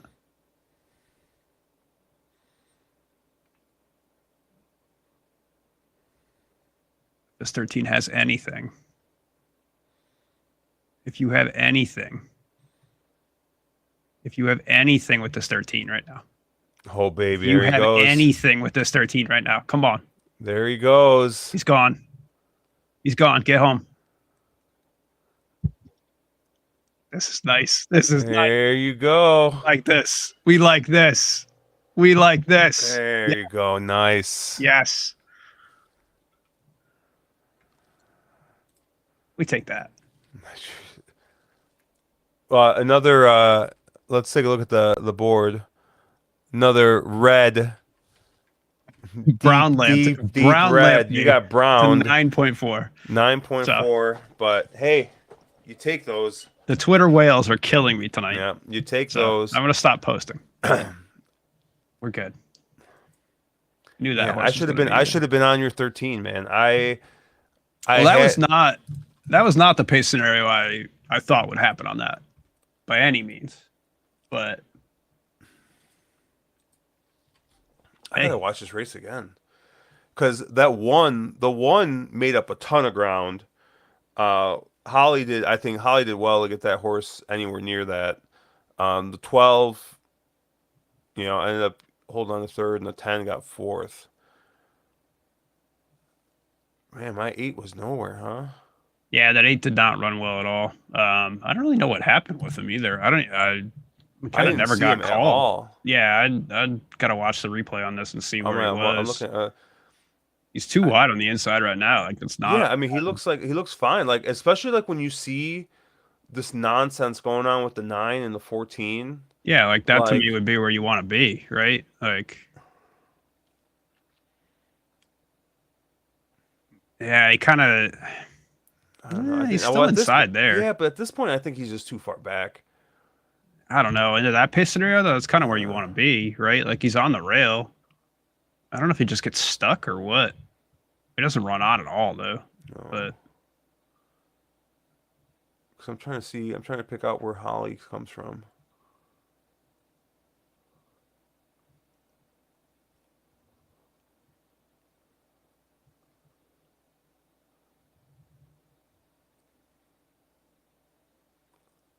he's right there. You Yeah, know, is that like that's the 8 right there, right next yeah, to the he's 13, and it wide. just doesn't He's go. got full run, just Yeah, flattened out. You know, yeah. just doesn't have it. I mean, just it's not even a bad ride. Just that horse Uh, didn't have what I thought he had. So he was getting past in the stretch. yeah. Well, There you go, that man. is that's 2 straight races that I actually gave out for my picks. Well, we've long said that when it comes to live streams, you're the tons to do. Um, Last live stream, I don't know what happened. We just erased that from the no, zeitgeist. you fell asleep. You don't sleep. You were like, you're like, I gotta go. And I'm like, this is not Josh. Yeah, something was there. Um, yeah, Flowntown says he wished that the 12 would have had held for the Quinella. Yeah, unlucky there, but yeah, nice little win there for the 13. Um, we got one more race in the late pick 3, and then we got one more race. I mean, might as well. I mean, you're 2 for 2 here, or back to back. So I mean, might as well do at least one more race. Yeah, So we can do one more.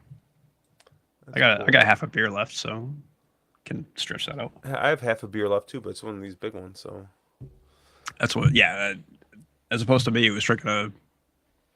What is? I don't even know what this is. This is 9%, 750. So that's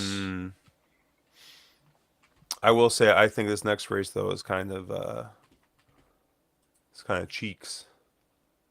a little bit. Yeah. Yeah, you had Zach Packing Glory won that race last time out. Um, so he's very well backed here. 1 for 1 stays aboard here. And 1 for 1, and he got the kind of the ass end of the draw there last time. So yeah, and I mean winning by open lengths, open length and a quarter there. Um, that's going 1,000 is pretty impressive, especially first time. So yeah, this horse taking a bunch of money. Um, I think the one looks a little interesting. Getting a good draw, gets J Mac aboard. Yeah, it gets the class drop, which I mean, that horse ran.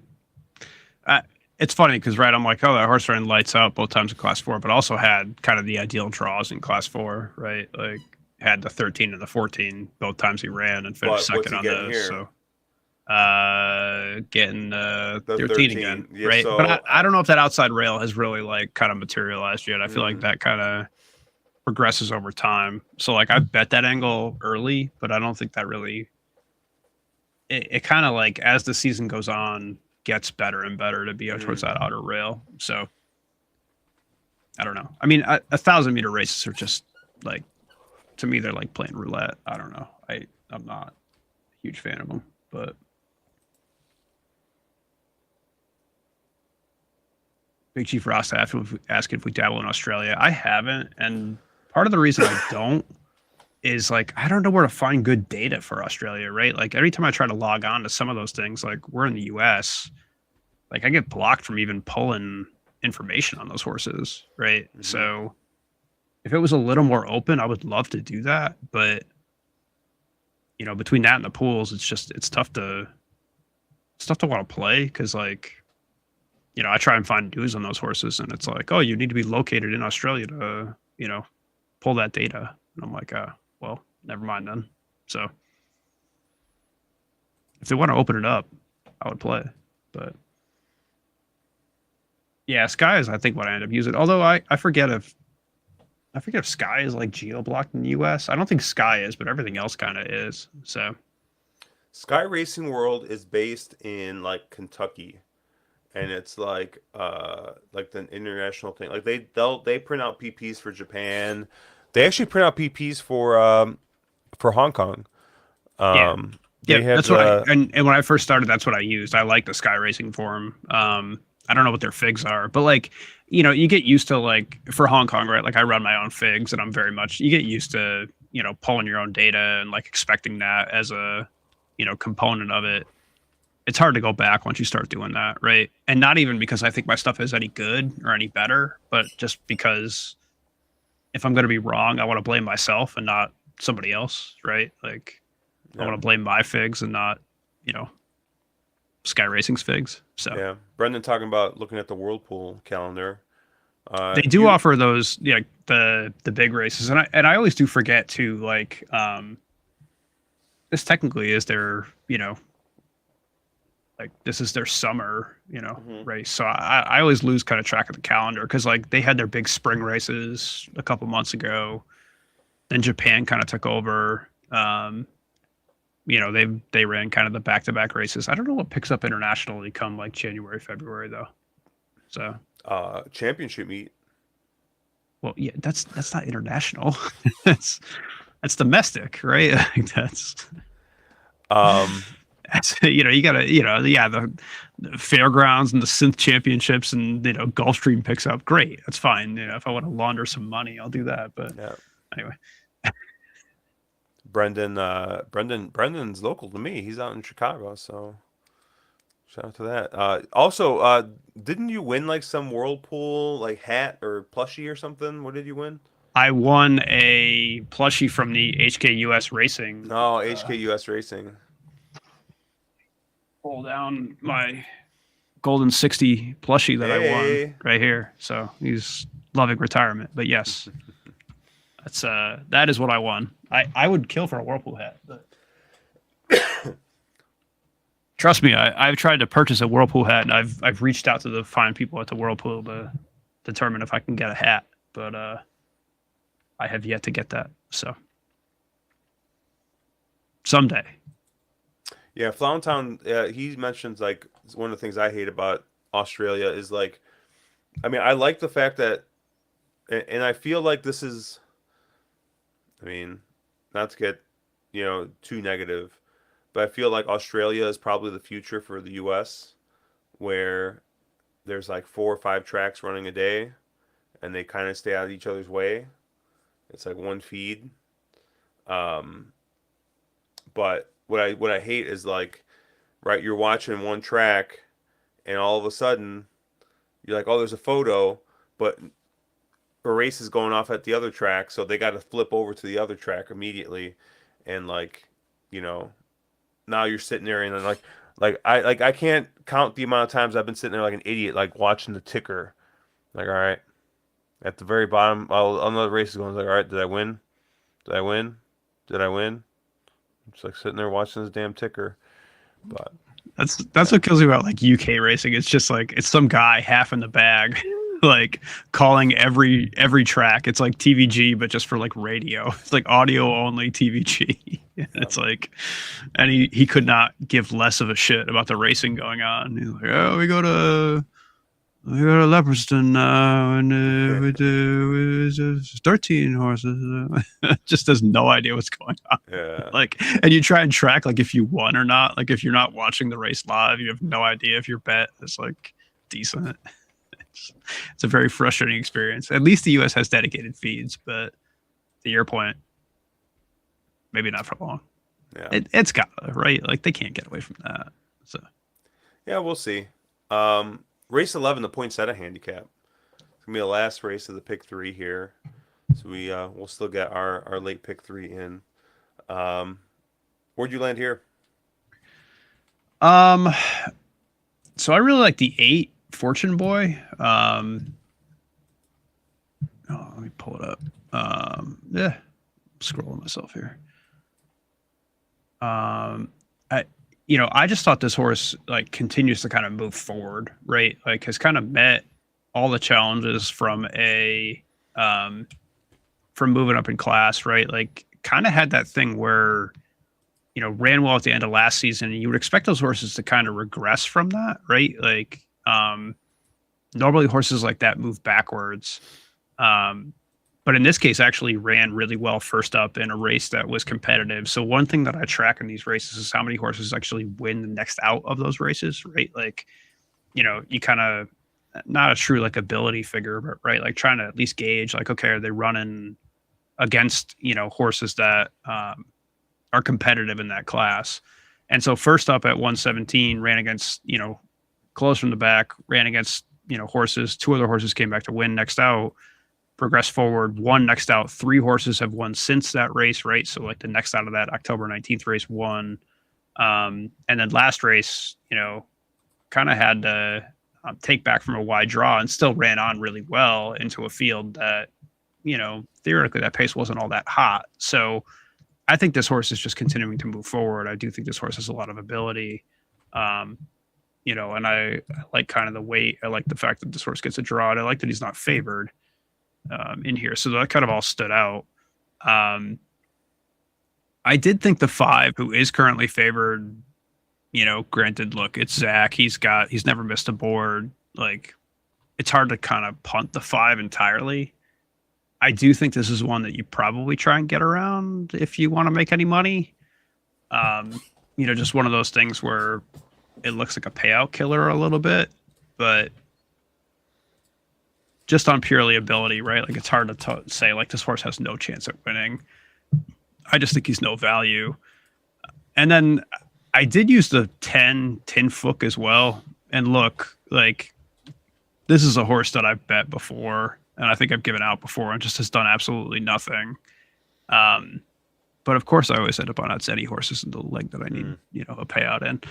I think the race last out was an effort that looked like it was an incredible move forward, right? For a couple reasons, right? One, that was a slow pace, and you see that race was run on the front end, right? Like a horse wired that race in a very slow pace. So you wouldn't expect a horse to move forward off of that. But he closed to be 5th by like a short head, right? Like a 5th of a length, I think, or a quarter length at the wire for this. And those are the kind of things that like actually benefit you in Hong Kong, because if you can have a race where you only end up a quarter length off, closing into a very slow pace, and you actually get a pound because of the fact that like you finished 5th in there. Granted, it was a blanket finish, but I do think a blanket finish in a good field kind of benefits you in here. Whereas in like US racing, you kind of say, okay, it was a weak field, right? Like nobody stood out. You almost want to not win those races or not get close in those races, because I think it benefits you on the weight side. So look, the draw sucks. Running from 14 on the C+3 is not where you want to be. But I think given ability and given kind of what he did last out, I think this horse is continuing to progress, and I think can, show something Um, and look, he's 9-1 on the board right now. So I think that's a price that's potentially worthy there. So I was 5, 8, 10. I think pretty flat. I don't really want to take Invincible Ibis, but he's hard to toss. But I think most of my money will be through the 8 and the 10 in here, probably more so through the 8 and Fortune Boy. Yeah, I was pretty boring here. I was 145, which I'm guessing is probably if I had to. Let me pull up the. I'm guessing I took the top. Oh no. Okay, the one's a bomb actually, which I'm a little surprised at. I thought the one's got back races that look really, really good. He's just not run this distance yet. Um, so I thought he was definitely worth an include. And at 23-1, like, yeah. I mean, the five obviously is super obvious. And then I thought the four, um, uh, the four dazzling fit. I mean, you know, this is a horse that's at least run this distance, has won at the distance, was drawn out in the parking lot, keeps J-Mac aboard, picks up 7 pounds, but I mean, I don't know. I kind of like the four even more than I like the five. I get that the five is kind of like, the hot horse, right? 5 starts, 2 wins, 2 seconds in the third, and those 5 starts. But I mean, the four is not that far off of it, and does have has a run and a win at this distance from that very outside draw. So, which is pretty impressive. So I really like the four in here. Like I said, I'm surprised the price on the one. Like I get that, right? This is a horse that hasn't run this distance yet, and this is a horse that's got 20 starts. But this is a pretty accomplished horse, right? 3 wins, 3 seconds, in 20 starts, um, and basically all of it at Class 3. And like, yeah, is the high weight here is picking up 5 pounds, gets Abdullah aboard, but I mean, just some of the figures from those back races. I mean, just I don't know. I think they match up really well with this group. So I'm kind of surprised at the price on the one, but um, Yeah, I don't know. I didn't know if that horse was trying to run in a race like this that I think is too long to avoid moving up to class two. okay, that's Like fair. if this horse wins, right? Like you kind of got to factor in like gamesmanship on this stuff of, okay, he's running really well. He won a race. He won a race from the 14 post, which is incredibly impressive. But it's like if you see a horse like that doing something they hadn't done before, like is he doing it because you think this is what's right for the horse, or are you doing it because you think it's right for the horse because next time out you're going to run at 7 furlongs or 6 furlongs or whatever, which is what the horse actually wants, right? Mm. Like, I don't know. So that's what shied me away from that. But I've double crossed myself on that shit a lot. So you never know, right? I think what's he off at right now? I mean, I look, 22-1 is the right price to find out on that horse, right? Like I'm not going to talk you off a 20-1 on that, but that's just on the non-odds dependent analysis that I had. Was like, yeah, I don't know.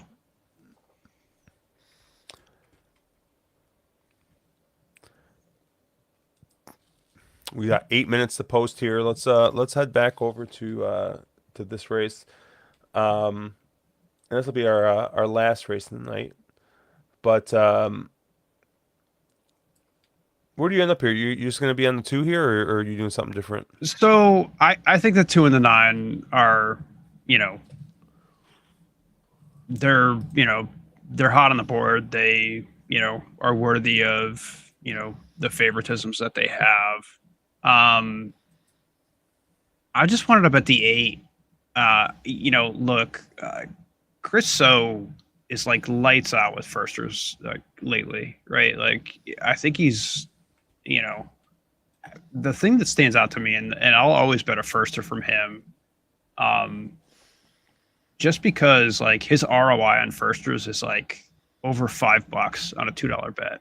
And that's consistent over like 2 years, right? Like he's one of those that will send firsters out like ready to fire. And and I think the work on this horse or the trial on this horse was decent. I also think Matthew Chadwick is a phenomenal 1,000 meter jockey. I think I've said that angle before.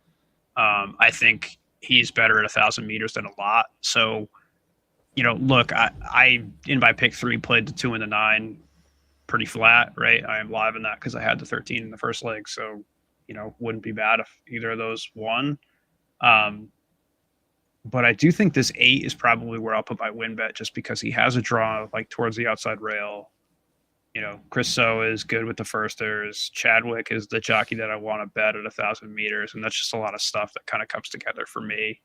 And you're getting what on this horse right now? 28-1 or 27-1.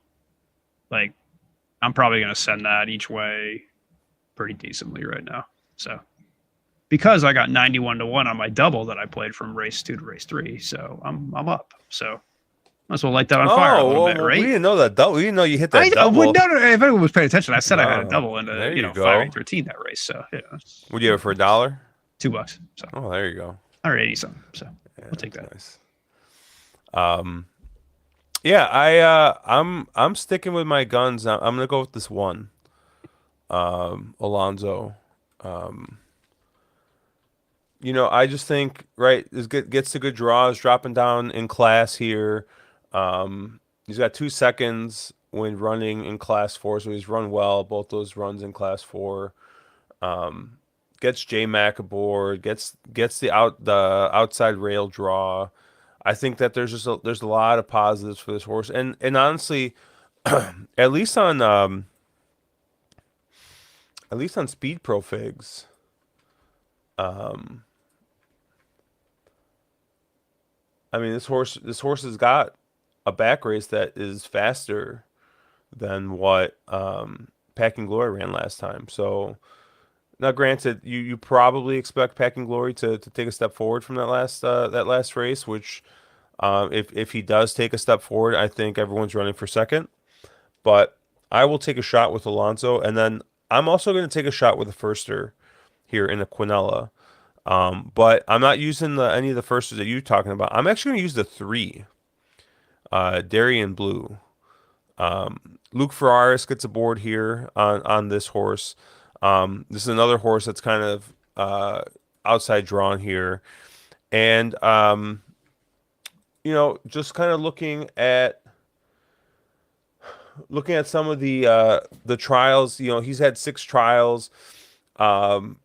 Kind of sat off the pace a little bit on all of them, but last one he raced pretty well, finished second. Not wasn't asked for his best, right? So obviously those trials are like practice races, so usually they don't go all out. But he finished up really well, I thought, in that last trial, going to 1200 at Chung Fa. So I think that he looks like one that is probably going to take a step forward from that trial.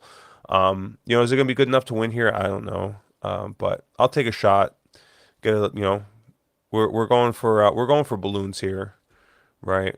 We're not trying to win a pizza, right? We're trying to win a Nintendo Switch, right? We're trying to, we always used to talk about when back in the poker days, when I was in college and we'd play, the saying was click a mouse, lose a house, right? With the guys who were playing like the real nosebleed stakes, and so we'd always talk. Me and my buddy would always talk about whether we're playing McDouble stakes or we're playing pizza stakes. Or because are we like we used to do this all the time. Like Friday night, he'd come over, we'd order like some just garbage food, get a bunch of fucking Mountain Dew, and we would play Full Tilt used to have 24+2 tournaments that had like $10,000 for first place or something like ridiculous, something ridiculous. There's some I think the phrase I used to use is Miata money, right? yeah, yeah, Miata money. There you go. And then then they would have like the $2 rebuys or stuff like that, like Yeah, like just like the absolute degenerate stuff, and like we I just be miss like, all those right, days, man. You know, like like right, like dude, like hey, let me just put $50 in on a Friday night, and I just want to play a couple tournaments, right, yeah, and I maybe I could was spike something, right, but spending like those like spending those sit and goes in college yeah, for $12, 10 plus, whatever the rake was, some exorbitant amount of like, 10 plus two or something like yeah. that. Like some absolute nonsense on Poker Stars. But I do miss that, like it's great that I don't want to see what online poker is like in the current environment. I mean, Cause well, that's the funny thing is that like now it's just all machines, yeah. Yeah, you there's no, know. it turned into DFS, right? Like there's nothing left. So I don't know, man. Everybody just wants to ruin everything. yep. We got 1 minute to post. They're circling here, and they're getting ready to load in here for our last On, race. on that somber note of our last race here. I don't know. I hate 1,000 meter races. Looking back, any thoughts on this five? Like, I know he's breaking from an incredibly like shit post, and actually had a decent draw last time, but like, kind of showed some speed last out and is second up. Like, it's funny because like I feel like in like U.S. racing, if a horse shows speed first out, I'm always kind of willing to give him a benefit of the doubt of Yeah, like, oh, okay, like this horse ran pretty well, but like I don't probably don't do the same in Hong Kong. Um, I don't know. I wonder a little bit, right? Like the draw might just suck though. So yeah. I don't know. I mean, um, especially if that outside rail is not as good as it normally is, or it's still, we're still waiting for it to get better as I don't the know. week goes on. Like, It was my only angle capping 1,000 meter races, and it hasn't really worked. So mm, short of that, I don't know. I well, couldn't mine tell was you where the bet good Brittany lanes are. Wong, and that I can't bet that. So Yeah. Well, you get 2 pounds on Jerry Chow. That's close to 10 or 7 or whatever she's at now. We'll just hope for this 8. uh, someone likes your five. I see the trackside plays 259. So That's been a death sentence lately. So yeah. ever since they kicked Andrew Champagne off that bottom line, it's been shit. So bring him back. Shout out Andrew. Send a nasty note back to Hong Kong. Yeah, my one's kind of taking a little bit more money. Um, Seems to be kind of vying for second choice with this nine. So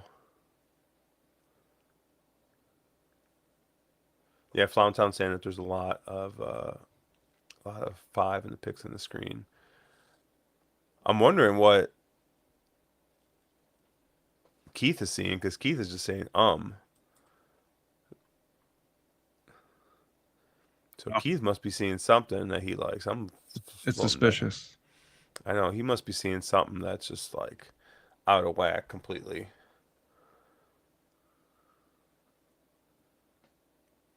It's 1,000 meters. I don't know. Hopefully it's not Taiba 2.0.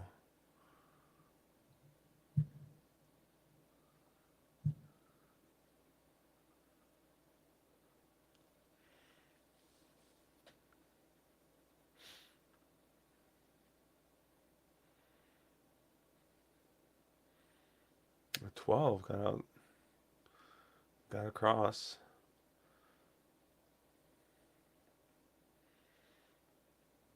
9 was able to get pretty decent trip. I mean, J Mac looks like he's sitting on a ton of horse, but I don't know.